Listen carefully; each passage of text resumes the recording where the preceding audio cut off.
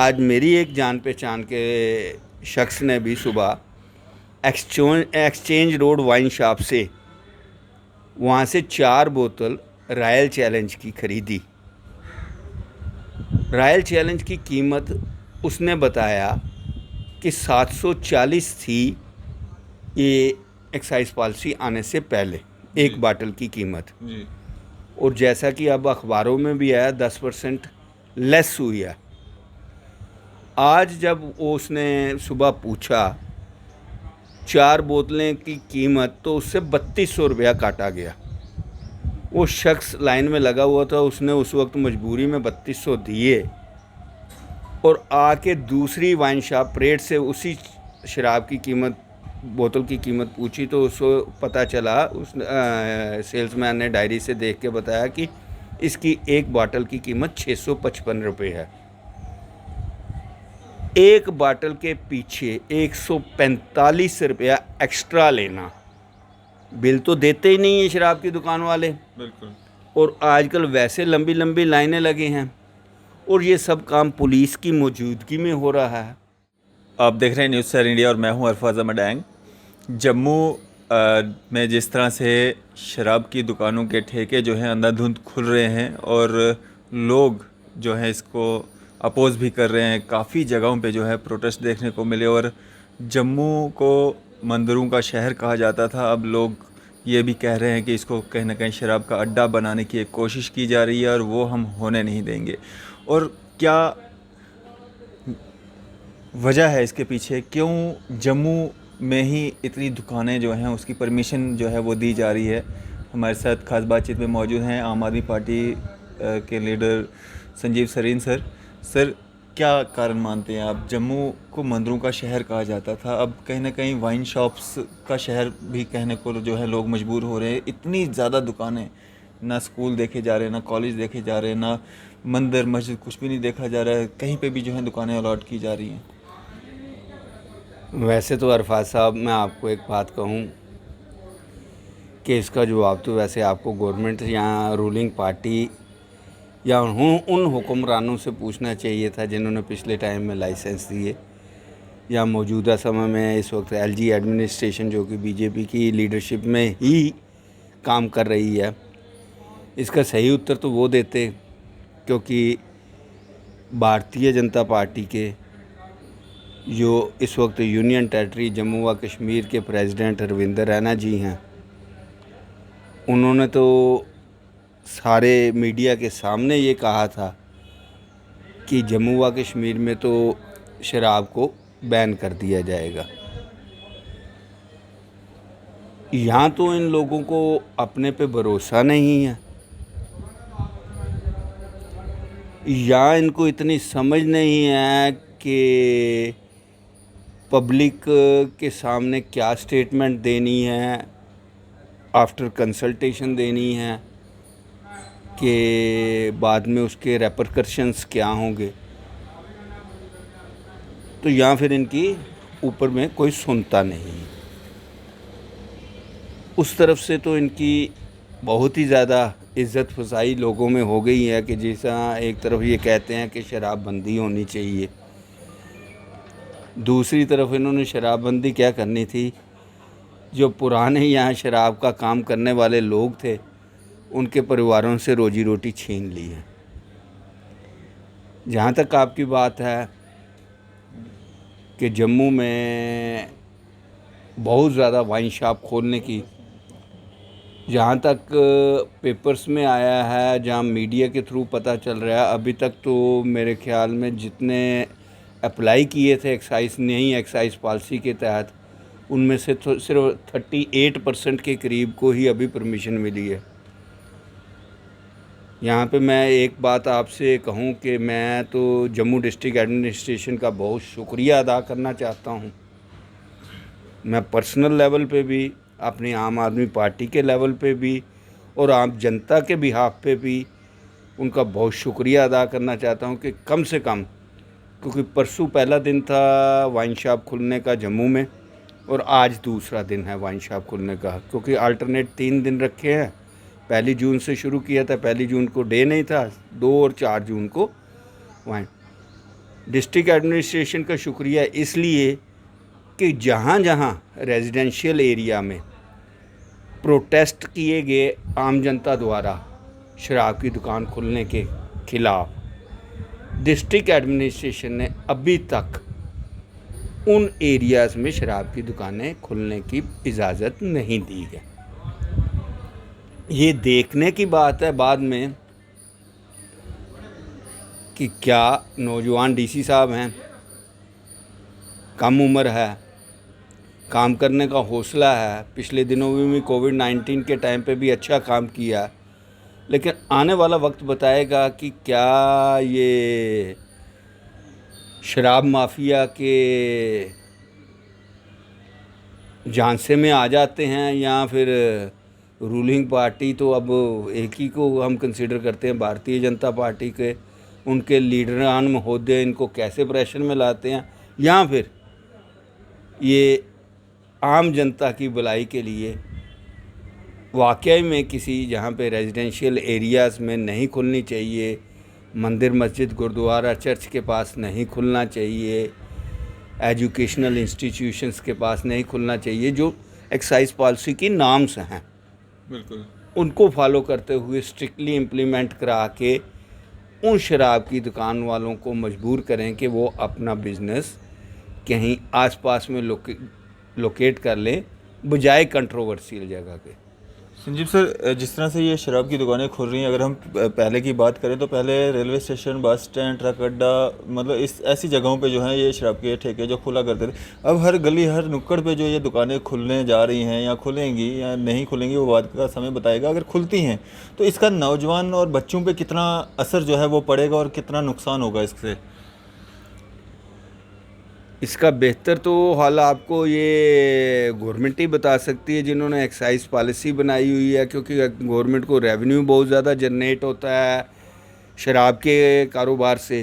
तो किसी की जान के साथ खेल के तो रेवेन्यू इकट्ठा करना है। बात ऐसे है, ये तो फिर सरकारी लेवल पे ऑल ओवर इंडिया ही बैन हो जानी चाहिए। बिल्कुल, कुछ रियासतों ने अपनी जगह बैन करके दिखाया हुआ है और वहाँ पे बैन हुई है, चाहे थोड़ी बहुत चोरी शोरी बिकती होगी लेकिन लार्जली वो स्टेट पीसफुल है, बिल्कुल क्राइम रेट कम हो जाता है। ये पॉलिसीज़ हमेशा रूलिंग पार्टीज़ बनाती है और नेचुरली है, जब भी कोई काम किया जाता है उसमें इफ्स एंड बट्स लगते हैं, कुछ उसके फ़ायदे होते हैं, कुछ नुकसान भी होते हैं। बिल्कुल। लेकिन इस सरकार ने तो हर चीज़ में ही नालायकी बरत रखी है। वैसे तो खुलने ही नहीं देनी चाहिए थी शराब की दुकान। अगर आपने खोलनी भी है, आपको रेवेन्यू जनरेट करना था, तो होम डिलीवरी भी हो सकती थी। जब खाना होम डिलीवरी हो सकता है, दवाइयाँ होम डिलीवरी हो सकती है, तो शराब की कुछ रियासतों ने अलो भी कर रखी है। फॉर एग्ज़ाम्पल उत्तराखंड सरकार ने आज से 15-20 दिन पहले होम डिलीवरी की हुई है, महाराष्ट्र सरकार ने की है, दिल्ली सरकार में जहां आम आदमी पार्टी की सरकार है वहां पे भी शराब की होम डिलीवरी। उससे 2-3 फ़ायदे होते हैं। एक तो कोविड-19 टाइम पे भीड़ इकट्ठी नहीं होगी, लोगों पे गलत इम्प्रेशन नहीं पड़ेगा, आपका रेवेन्यू जनरेट हो रहा है, नेचुरली है, जिसने बेचनी है वो अरेंज भी कर लेगा। अगर खाना पहुंचा सकते हैं तो वैसे ही शराब की भी होम डिलीवरी हो सकती है, उससे परेशानी भी नहीं बनेगी। उसके अलावा अगर गवर्नमेंट के पास इसका कोई अल्टरनेटिव नहीं है तो नई एक्साइज पॉलिसी बनाने से पहले इनको चाहिए था कि ये सारी लोकेशंस का पहले फाइनल करते।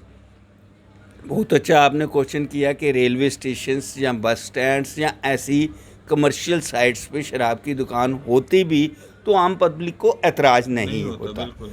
इन्होंने बिल्कुल रेजिडेंशियल एरिया में, एजुकेशनल हब्स में, और जैसे कि हमारा जम्मू शहर मंदिरों का शहर है, वहाँ पे जगह जगह खोल के अपनी नालायकी का परिचय दिया है। और एक्साइज पॉलिसी तो इनकी वैसे ही from the very beginning failure हो गया है, क्योंकि डिपार्टमेंट अब खुद मानता है कि जितने इन्होंने वेंट्स दिए हैं, ऑल्दो थ्रू ऑक्शन दिए हैं, मोर देन 25% लोग तो अपनी ऑक्शन देने के बाद अपना सिक्योरिटी डिपॉजिट लेने में नहीं आए हैं, क्योंकि उन्होंने इतनी ऊंची बोली दे दी है कि उनको पॉसिबल ही नहीं है कारोबार करना। और आपकी जानकारी के लिए मैं बता दूं, आज मेरी एक जान पहचान के शख्स ने भी सुबह एक्सचेंज रोड वाइन शॉप से वहाँ से 4 बोतल रॉयल चैलेंज की ख़रीदी। रॉयल चैलेंज की कीमत उसने बताया कि 740 थी ये एक्साइज पॉलिसी आने से पहले एक बाटल की कीमत जी। और जैसा कि अब अखबारों में भी आया 10% लेस हुई है। आज जब उसने सुबह पूछा 4 बोतलें की कीमत, तो उससे 3200 रुपया काटा गया। वो शख्स लाइन में लगा हुआ था, उसने उस वक्त मजबूरी में 3200 दिए और आके दूसरी वाइन शॉप परेड से उसी शराब की कीमत, बोतल की कीमत पूछी तो उसको पता चला, उस सेल्समैन ने डायरी से देख के बताया कि इसकी एक बाटल की कीमत 655 रुपये है। एक बाटल के पीछे 145 रुपया एक्स्ट्रा लेना, बिल तो देते ही नहीं है शराब की दुकान वाले। बिल्कुल। और आजकल वैसे लंबी लंबी लाइनें लगी हैं और ये सब काम पुलिस की मौजूदगी में हो रहा है।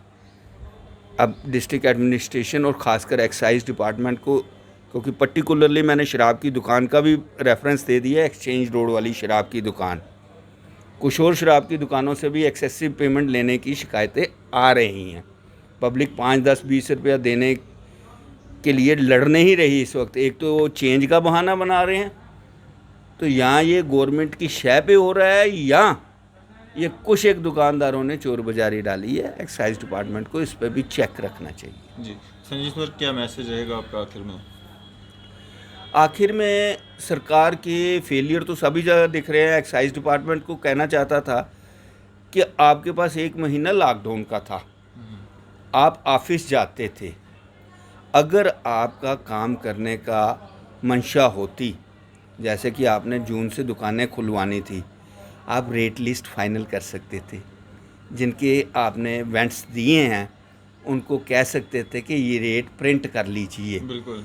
ऐसे प्रिंट रेट आप जब अपनी एक्साइज पॉलिसी व्हाट्सएप ग्रुप में भेज सकते हैं, बाकी सारी चीज़ें व्हाट्सएप ग्रुप से मशहूरी कर सकते हैं, इंफॉर्मेशन डिपार्टमेंट को कह सकते हैं, उसी तरह इस सभी लिकर्स के रेट अगर पब्लिश किए होते, पब्लिक भी ना सफ़र करती, लोगों को तो बिल्कुल सफ़र नहीं होता, दुकानदारों को भी नहीं परेशानी होती, तो इतनी लंबी लंबी लाइनें भी ना लगती।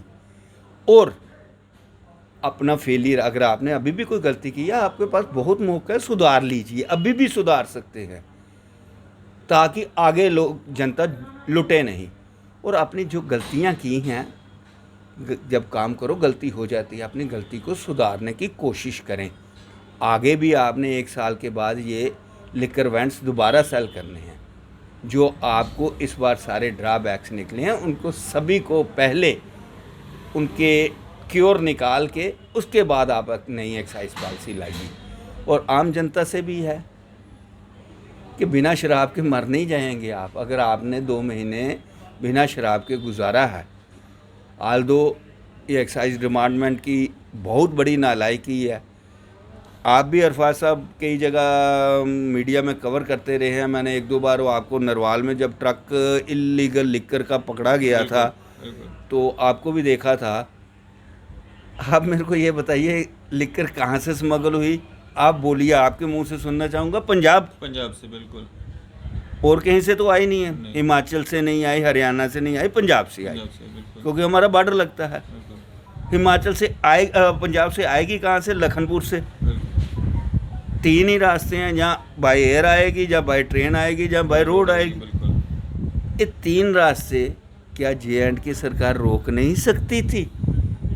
पूरे जम्मू में पूरे लॉकडाउन के दौरान शराब ब्लैक बिकती रही, ये आप भी जानते हैं, मैं भी जानता हूँ, इन्फॉर्मेशन मेरे है।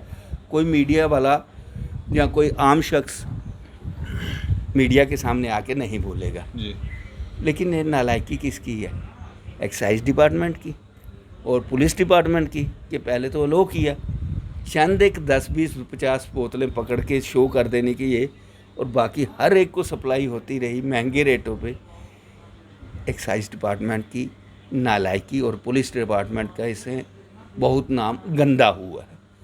आगे से ऐसे कुछ भी काम हो, आजकल की जनता बहुत ज़्यादा अवेयर है, और ख़ासकर मीडिया वाले अपनी ड्यूटी बहुत अच्छे तरीके से निभा रहे हैं, और आम जनता को हर एक ऐसे मसले से ना रूबरू करा रहे हैं, जिससे अब वो वक्त गया कि बहुत मोटी मोटी तनख्वाह लेके घर में बैठे रहो और काम ना करो। अगर आप काम करेंगे, हमारी टैक्स पे से आपको सैलरी मिलती है, आप प्रॉपर शो भी करना पड़ेगा कि आप काम कर रहे हैं और काम सही कर रहे हैं। चलिए, शुक्रिया सर हमारे साथ बातचीत करने के लिए। तो ये थे हमारे साथ संजीव सरीन जी, जो कि आम आदमी पार्टी के नेता हैं जम्मू व कश्मीर से, और बातचीत हो रही थी जिस तरह से शराब की दुकानें जो हैं अंधाधुंध जो हैं खुल रही हैं और लोग काफ़ी ज़्यादा अपोज कर रहे हैं, और अपने व्यूज़ हमारे साथ साझा किए। मैं और फाज़ा मडांग, कैमरामैन शाहनवाज के साथ।